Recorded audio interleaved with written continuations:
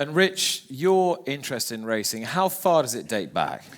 Well, it's interesting, actually, because my interest in racing goes back to my grandparents, actually, because in America we always talk about, we don't talk about ourselves as Americans, we talk about where we're from and our heritage. So my grandparents on my mother and my father's side were both immigrants from Europe. So my mother's side were German, my father's side were Italian. Not the most popular thing to be during the time they came over, but that's okay.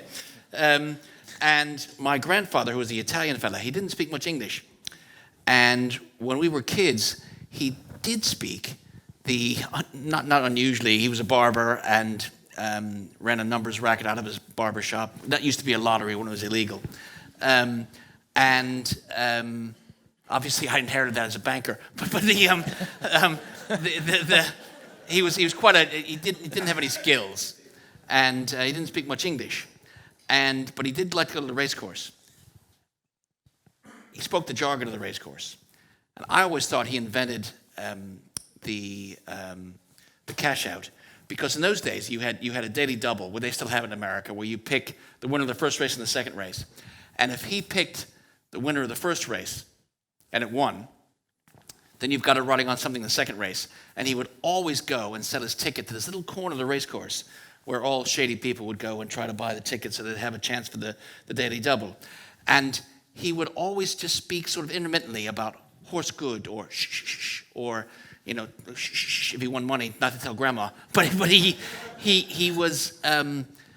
loved it. And it was a way for him to connect with us. And I always remember that. And I suppose it fired in me a passion for racing, and I was associated with good memories. And my father had the same sort of passion. We would watch all the races, the big races on television, been to the Kentucky Derby, those sorts of things. And it really was, for me, it was almost about heritage and communication and a love of sort of life and community. And I know that sounds odd, but if you think about being in a country where you didn't speak any English and you're trying to find a way to connect, and you could pick something like horse racing to connect not just with others, with your family.